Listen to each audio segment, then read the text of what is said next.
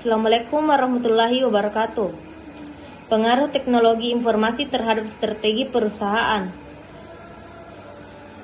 Perkembangan persaingan antara perusahaan semakin ketat baik pada tingkat regional maupun global. Pada sebagian besar industri jasa, kualitas layanan secara umum diterima sebagai suatu faktor penentu atau key factor. Sintam dan Berry menyatakan bahwa kualitas layanan merupakan strategi yang mendasar dalam upaya perusahaan meraih sukses dan berkelanjutan dalam lingkungan bisnis yang ketat. Kualitas pelayanan dapat dipengaruhi oleh faktor-faktor seperti penggunaan teknologi informasi dan implementasi strategi diferensiasi. Churchill menyatakan bahwa tingginya kualitas layanan yang diterima pelanggan akan mempunyai pengaruh kuat terhadap keuntungan perusahaan daripada skala produksi, pangsa pasar, biaya per unit, dan banyak faktor lain yang biasanya berhubungan dengan keunggulan. Menurut Wallace, strategi yang tepat dan akurat dalam kualitas layanan merupakan faktor penting yang mempengaruhi keunggulan bersaing perusahaan bila direncanakan dan diimplementasikan dengan tepat. Pendapat senada juga dinyatakan oleh Menonet et al. Bahwa kualitas layanan merupakan faktor vital dalam menciptakan superior value untuk pelanggan. Superior value merupakan batu loncatan bagi perusahaan untuk memperoleh keunggulan bersaing.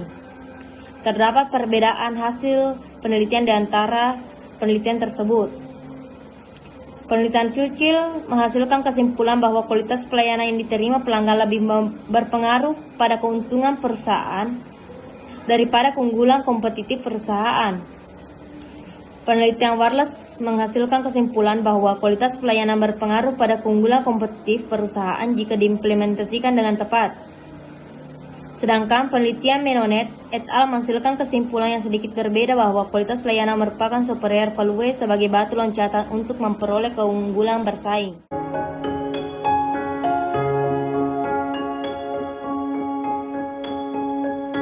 Transformasi informasi sebagai pengetahuan.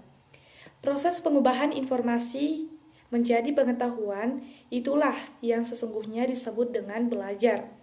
Yang kita lakukan tanpa disadari seringkali ialah hanya mengetahui informasi, membaca buku, mengikuti perkuliahan, dan tahapan pendidikan lainnya adalah sebuah pembelajaran, proses untuk mendapatkan informasi. Difokuskan untuk menumpuk informasi setinggi-tingginya. Yang terjadi ialah kita kelebihan informasi dan tidak tahu mana prioritas informasi yang penting bagi diri sendiri.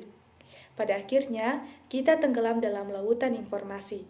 Tetapi, apakah informasi tersebut dapat diubah menjadi pengetahuan adalah hal yang berbeda. Menurut Apekuisi, penjelasan data, informasi, dan pengetahuan ialah data adalah gambaran apa yang terjadi berupa deretan angka, gambar, grafik, atau foto. Informasi adalah data yang memiliki makna dan arti, sedangkan pengetahuan ialah informasi yang dilakukan dan dipraktikkan sehingga memberikan nilai tambah pada pelakunya. Kata kunci yang membedakan antara informasi dan pengetahuan adalah action atau tindakan. Intinya adalah bagaimana kita bisa memanfaatkan informasi dan data yang tersedia menjadi suatu nilai tambah dengan menerapkannya dalam bentuk tindakan atau action. Bukan menumpuk atau menghafalkan informasi. Jadi, proses kuliah dan membaca yang kita lakukan bukanlah hal yang sia-sia. Kesalahan sebenarnya bukan yang pada informasi yang menumpuk di otak, tetapi pada kelalaian mengubahnya menjadi pengetahuan dengan mempraktikkan dan mengembangkannya menjadi nilai tambah. Melakukan tindakan ialah kata kunci utama dari mendapatkan pengetahuan. Tanpa tindakan untuk mendalami informasi dari buku, sekolah, kuliah, dan tahapan pendidikan lainnya, kita hanya akan bergerak dalam lautan informasi, tanpa bisa mendapatkan apa-apa, kecuali mengetahui, dan bukan memahami pengetahuan. Transformasi informasi pada hakikatnya merupakan suatu proses pengubahan wujud, sifat, ciri-ciri data sehingga menjadi informasi yang selanjutnya disajikan secara statistik atau secara visual dan kemudian disebarluaskan dan atau didokumentasikan. Sehubungan dengan upaya mencapai tujuan tersebut, Maka dalam pembahasan transformasi informasi memfokuskan disebarluaskan dan atau didokumentasikan. Sehubungan dengan upaya mencapai tujuan tersebut, maka dalam pembahasan transformasi informasi memfokuskan hal-hal yaitu antara lain yang pertama, pengumpulan data dan informasi, yang kedua, pengelolaan dan analisis data dan informasi, yang ketiga, penyajian dan penyebarluasan data dan informasi, dan yang keempat, penataan dokumentasi dan perpustakaan. Bukan informasi yang membuat perbedaan antara negara maju dan negara berkembang atau negara miskin. Penguasaan dan proses transformasi informasi menjadi pengetahuanlah yang membuat nilai tambah. Informasi bisa didapatkan oleh semua orang, tetapi pengelolaan dan mensistensisnya menjadi suatu pengetahuan adalah aset sesungguhnya dari sebuah organisasi dan pribadi. Jadi apa yang kita inginkan? Data, informasi atau pengetahuan. Jika ingin data dan informasi, silahkan menginap di perpustakaan terbaik dunia atau ikut dalam kelas kuliah membahas teori di universitas terkemuka. Tetapi, jika menginginkan pengetahuan, maka mulailah melakukan dan menerapkan informasi yang kita miliki. Karena sesungguhnya pengetahuan adalah tindakan, dan itulah satu-satunya yang membedakan antara informasi dan pengetahuan. Sekian, wassalamualaikum warahmatullahi wabarakatuh.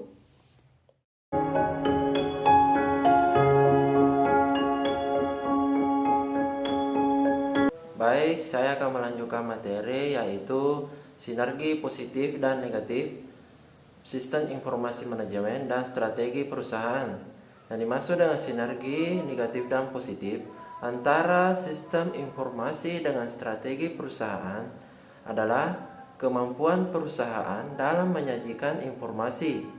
Dikhawatirkan bakal terjadi sinergi negatif antara sistem informasi dengan strategi perusahaan jika kemampuan perusahaan dalam bidang informasi buruk.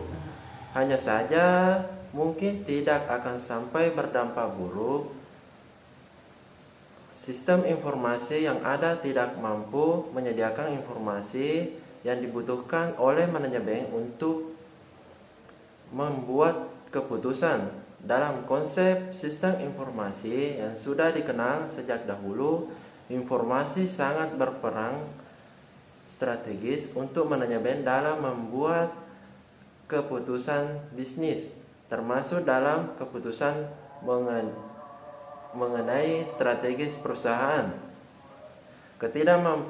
Ketidakmampuan sistem informasi untuk menyajikan informasi yang dibutuhkan tersebut membawa dampak kepada strategi bisnis perusahaan.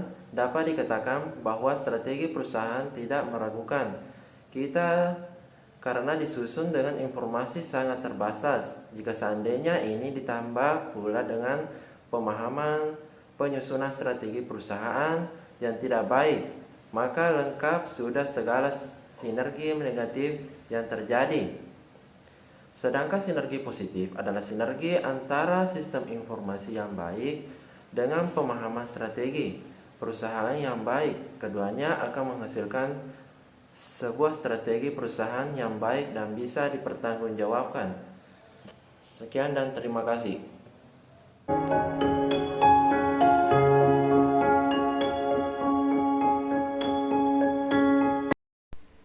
Baik, saya akan melanjutkan materinya yaitu faktor manusia dalam manajemen informasi.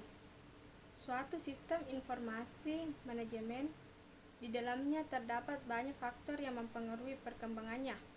Faktor-faktor tersebutlah yang nantinya akan menentukan karakteristik yang dibangun, misalnya sentralisasi atau desentralisasi. Tingkat keamanannya harus diperketat ataukah seperlunya, dan lain sebagainya. Menurut Bruce dan Grundyski mengatakan bahwa suatu sistem informasi manajemen dapat dipandang sebagai suatu sistem yang terdiri atas 6 blok: blok input, output, model, teknologi, database, dan blok kontrol. Sedangkan pembentukan dan perkembangannya dipengaruhi 10 faktor. Faktor-faktor tersebut yang mempengaruhi adalah integrasi, format, tata muka layar, tampilan user, dan interface. Kekuatan kompetitor, kualitas informasi yang dihendaki, kebutuhan sistem, pengelolaan data, faktor organisasi, kebutuhan untung rugi organisasi, faktor manusia, dan masalah hukum. Berdasarkan penjelasan teoritik tersebut di atas, dapat diartikan bahwa faktor yang mempengaruhi SIM dalam pelaksanaannya terlihat dari integrasi sampai kepada masalah hukum. Hal tersebut dapat menghambat kelangsungan SIM dengan maksimal guna membantu proses meningkatkan mutu hasil apabila dari faktor tersebut tidak sejalan dan atau tidak menunjang.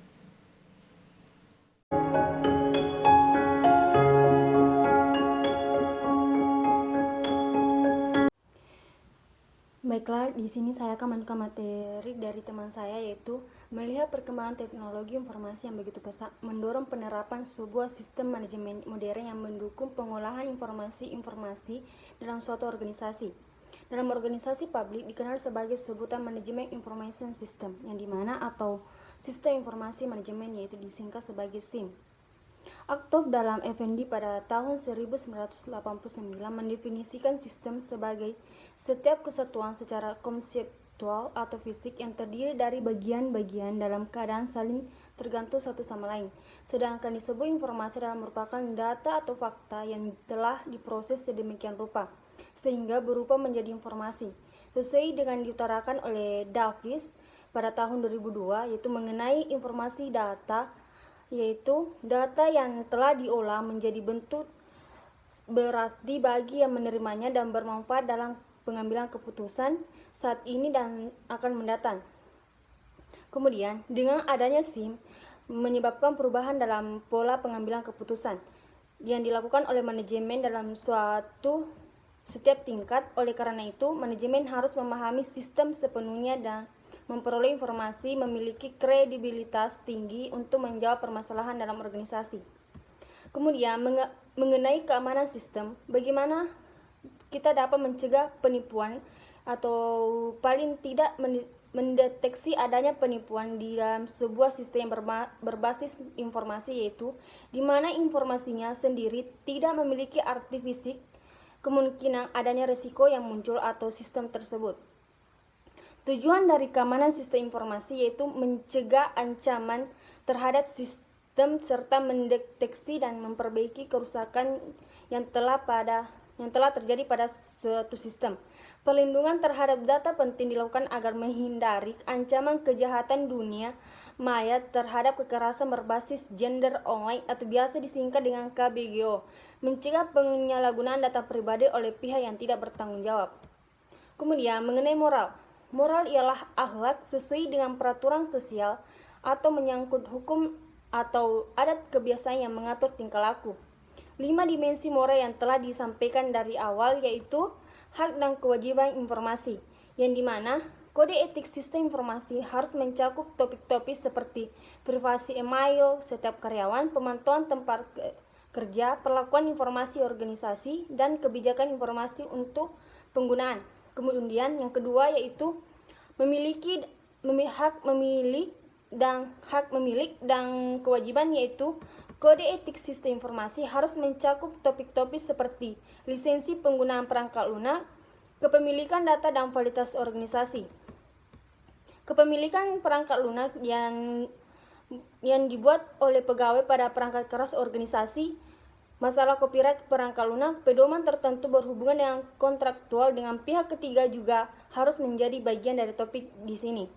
Kemudian yang ketiga yaitu akuntabilitas dan pengendalian, yang dimana kode etik harus menyebutkan individu yang bertanggung jawab untuk seluruh sistem informasi dan menggarisbawahi bahwa individu-individu inilah yang bertanggung jawab terhadap hak individu, perlindungan terhadap hak kepemilikan, kualitas sistem, dan kualitas hidup. Selanjutnya yaitu yang keempat, kode etik sistem informasi menggambarkan tingkatan yang umum dari kualitas data, kesalahan sistem yang dapat ditoleransi. Kode etik juga harus memasyarakatkan bahwa semua sistem berusaha mengestimasi kualitas data dan kemungkinan kesalahan sistem. Selanjutnya yaitu yang kelima, kualitas sistem, yang dimana kode etik sistem informasi juga harus dapat menyatakan bahwa tujuan dari sistem adalah meningkatkan kualitas dari pelanggan dan karyawan dengan cara mencapai tingkat yang tinggi dari kualitas produk, pelayanan, dan pelanggan kepuasan karyawan. Selanjutnya mengenai etika. Etika ialah mempertimbangkan atau memperhatikan tingkah laku manusia dalam mengambil suatu keputusan yang berkaitan dengan moral. Kemudian itu etika lebih mengarah pada penggunaan akal budi manusia dengan objektivitas untuk menentukan benar atau salahnya serta tingkah laku seseorang kepada orang lain. Kemudian yaitu etika merupakan prinsip-prinsip mengenai suatu yang benar atau salah yang dilakukan setiap orang dalam menentukan pilihan sebagai pedoman perilaku mereka. Kemudian yaitu perkembangan teknologi dan sistem informasi menimbulkan pertanyaan baik untuk individu maupun masyarakat, yaitu penggunaan karena perkembangan ini menciptakan peluang untuk adanya perubahan sosial dan mengancam adanya distribusi kekuatan uang, hak, dan kewajiban. Dengan menggunakan sistem informasi, penting untuk dipertanyakan bagaimana tanggung jawab secara etis dan sosial dapat ditempatkan dengan memadai dalam penguasaan informasi. Etika sosial dan politik merupakan 3 hal yang berhubungan dekat sekali. Permasalahan etika yang dihadapi dalam perkembangan sistem informasi manajemen umumnya tercermin di dalam lingkungan sosial dan politik. Selanjutnya yaitu mengenai hukum teknologi. Hukum adalah segala keseluruhan syarat di mana seseorang memiliki kehendak bebas dari orang yang suatu dapat menyesuaikan diri dengan kehendak bebas dari orang lain dengan menuruti peraturan hukum yang tentang kemerdekaan. Baiklah, kita lanjut ke mengenai hukum. Hukum adalah segala keseluruhan syarat di mana seseorang memiliki kehendak bebas dari orang yang satu untuk menyesuaikan diri dengan kehendak kebebasan orang lain dan menuruti peraturan hukum yang kemerdekaan. Terus, dalam hukum internet atau teknologi yaitu hukum siber, dan itu istilah hukum yang terkait dengan pemanfaatan teknologi informasi. Istilah lainnya digunakan adalah hukum teknologi, Law of Information Technology, hukum dunia maya, Virtual World Law, dan hukum mayantara. Istilah-istilah tersebut lahir mengingat kegiatan internet dan pemanfaatan teknologi informasi berbasis virtual. Istilah hukum siber digunakan dalam tulisan ini dilandasi dengan pemikiran bahwa siber juga diidentikan dengan dunia maya. Akan cukup menghadapi persoalan ketika terkait dengan pembuktian dan penegakan hukumnya.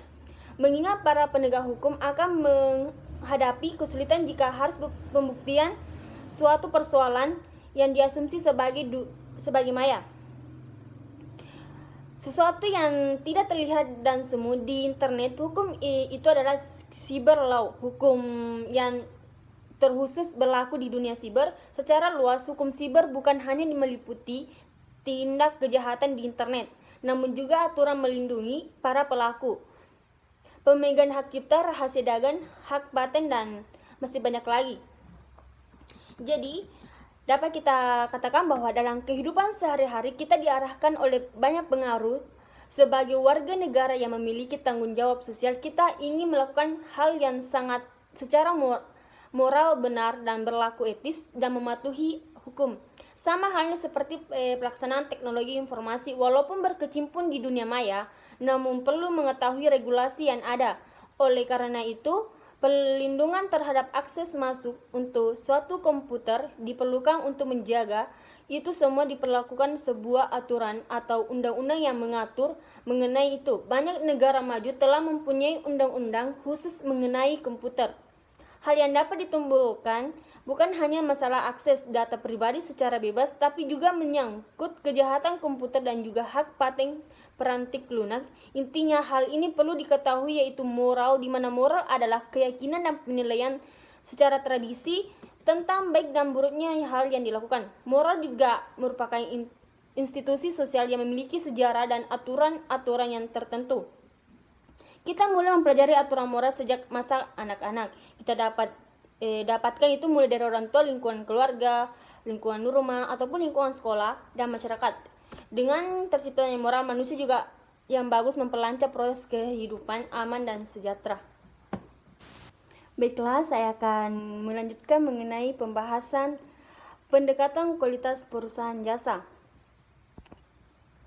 Yang dimana yaitu menurut John Sekolah pada tahun 2001, yaitu salah satu faktor yang menentukan tingkat keberhasilan dalam kualitas perusahaan adalah kemampuan perusahaan dalam memberikan pelayanan kepada pelanggan, yang dimana keberhasilan perusahaan dalam memberikan pelayanan itu bermutu pada para pelanggannya, pencapaian pangsa pasar yang tinggi, serta peningkatan profit perusahaan tersebut sangat ditentukan oleh pendekatan yang digunakan. Konsekuensi atau pendekatan kualitas pelayanan suatu produk memiliki esensi penting bagi strategi perusahaan untuk mempertahankan diri dan mencapai kesuksesan dalam menghadapi persaingan. Salah satu pendekatan kualitas pelayanan yang banyak dijadikan acuan dalam riset pemasaran adalah model service quality yang dikembangkan oleh terhadap 6 sektor jasa, yaitu reparasi, peralatan rumah tangga, kartu kredit, asuransi, sambungan telepon jarak jauh, perbankan, retail, dan pialan security. Service quality dibangun berdasarkan 2 faktor utama, yaitu persepsi pelanggan atas pelayanan yang mereka terima dengan layanan yang sesungguhnya diharapkan. Jika kenyataan lebih dari yang diharapkan, maka kualitas layanan dikatakan bermutu.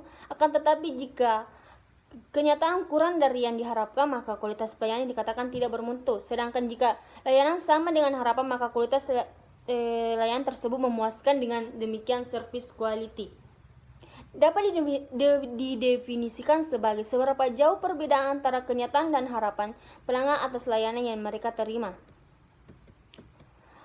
Kepuasan pelanggan dipengaruhi oleh persepsi kualitas jasa, kualitas produk, harga, dan faktor-faktor yang bersifat pribadi serta yang bersifat situasi sesaat. Salah satu faktor yang menentukan kepuasan pelanggan adalah persepsi pelanggan mengenai kualitas jasa yang berfokus pada 5 kualitas jasa, yang berfokus pada 5 dimensi kualitas jasa, yaitu bukti fisik, yaitu kemampuan perusahaan dalam menunjukkan eksistensi pada pihak eksternal, kehandalan, yaitu kemampuan perusahaan untuk memberikan pelayanan sesuai dengan yang dijanjikan secara akurat, terpercaya, dan daya tangkap, yaitu kemampuan perusahaan untuk membantu memberikan pelayanan secara cepat dan tepat kepada pelanggan dengan penyampaian informasi yang jelas.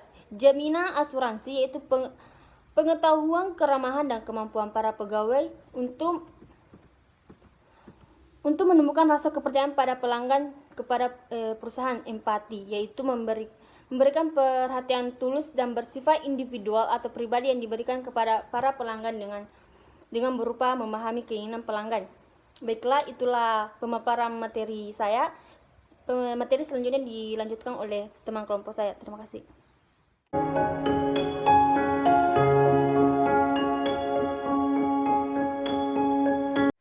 Baiklah, saya akan melanjutkan materi ketujuh, yaitu upaya-upaya perbaikan dalam pelayanan perusahaan. Yang pertama, pelayanan cepat dan tanggap. Sebagian besar pelanggan pastinya ingin dilayani dengan cepat dan tanggap. Tanggap maksudnya adalah apa yang Anda disampaikan harus sesuai dengan yang dimaksud oleh pelanggan.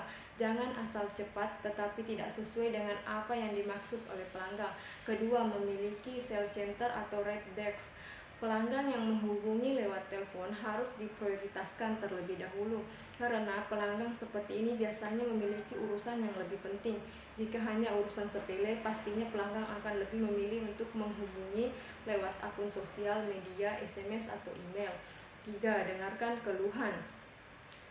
Mendengarkan adalah salah satu kegiatan yang cukup sulit untuk dilakukan, maka tugas Anda adalah mendengarkan pelanggan tersebut dengan penuh perhatian agar mereka merasa dihargai dan diharapkan.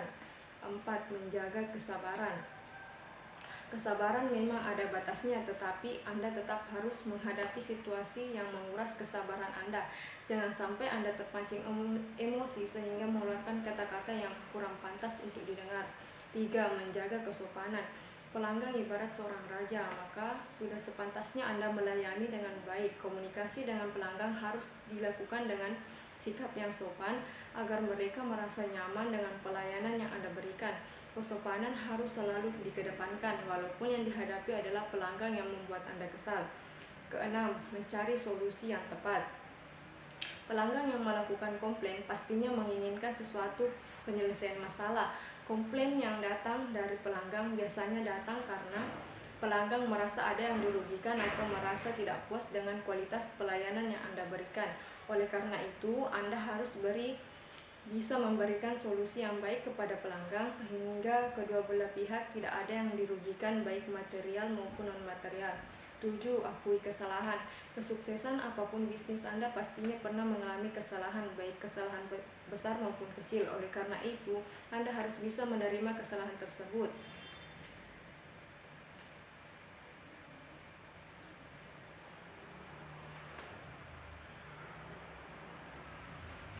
Kedelapan, yaitu tepat janji.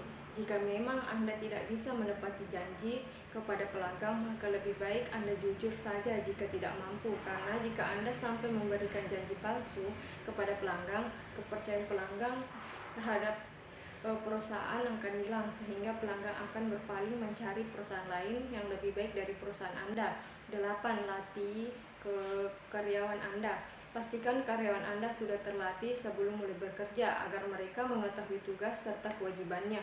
Jika perlu, agendakan training atau pelatihan secara rutin setiap beberapa bulan sekali agar mereka lebih memahami lagi tentang tugas dan kewajiban. 10. Minta feedback dari pelanggan. Feedback memiliki peran yang penting dalam berlangsungnya sebuah perusahaan. Dengan adanya feedback, Anda bisa mengetahui sejauh mana pelayanan yang sudah Anda berikan kepada pelanggan, apakah sudah baik atau masih ada yang kurang.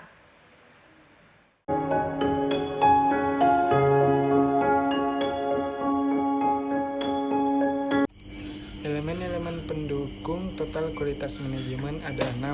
Yang pertama yaitu kepemimpinan. Manajer senior harus mengarahkan upaya pencapaian tujuan dengan menggunakan alat dan bahan yang komunikatif, menggunakan data dan menggali siapa-siapa yang berhasil menerapkan konsep manajemen mutu terpadu. Pimpinan senior suatu organisasi harus sepenuhnya menghayati implikasi manajemen di dalam suatu ekonomi internasional di mana manajemen yang berhasil paling mampu dan paling hebat pendidikannya di dunia harus diperebutkan melalui persaingan yang ketat. Kemudian yang kedua yaitu pendidikan dan pelatihan. Pendidikan dan pelatihan mutu didasarkan pada keterampilan setiap karyawan yang pengertiannya tentang apa yang dibutuhkan oleh pelanggan ini mencakup mendidik dan melatih semua karyawan, memberikan baik informasi yang mereka butuhkan untuk menjamin perbaikan mutu dan memecahkan persoalan. Pelatihan ini untuk memastikan bahwa suatu bahasa dan suatu set alat yang sama akan diperbaiki di seluruh perusahaan. Yang ketiga, struktur pendukung. Manajer senior mungkin memerlukan dukungan untuk melakukan perubahan yang dianggap perlu, melaksanakan strategi pencapaian mutu. Dukungan semacam ini mungkin diperoleh dari luar konsultan, akan tetapi lebih baik kalau diperoleh dari dalam organisasi itu sendiri. Suatu staf pendukung yang kecil dapat membantu tim manajer senior untuk mengartikan konsep mengenai mutu, membantu melalui network dengan manajer mutu di dalam organisasi dan membantu sebagai narasumber mengenai topik-topik yang berhubungan dengan mutu bagi tim manajer senior tersebut. Kemudian yang keempat, komunikasi. Komunikasi dalam suatu lingkungan mutu mungkin perlu ditempuh dengan cara berbeda agar dapat berkomunikasi kepada seluruh karyawan mengenai suatu komitmen yang sungguh-sungguh untuk melakukan perubahan dalam usaha peningkatan mutu. Secara ideal, manajer harus bertemu pribadi dengan para karyawan untuk menyampaikan informasi, memberi pengarahan, dan menjawab pertanyaan dari setiap karyawan. Gagal mengenali seseorang menggunakan proses manajemen mutu terpadu akan memberi kesan bahwa ini bukan arah menuju pekerjaan yang sukses dan memungkinkan promosi atau sukses individu secara menyeluruh. Jadi, pada dasarnya, Karyawan yang berhasil mencapai mutu tertentu harus diakui dan diberi ganjaran agar dapat menjadi patuh. Kemudian yang terakhir yaitu pengukuran.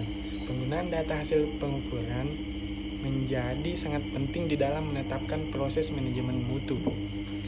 Pengumpulan data pelanggan memberi suatu tujuan dan penilaian kinerja yang realistis, serta sangat berguna di dalam memotivasi setiap orang atau karyawan untuk mengetahui persoalan yang sebenarnya.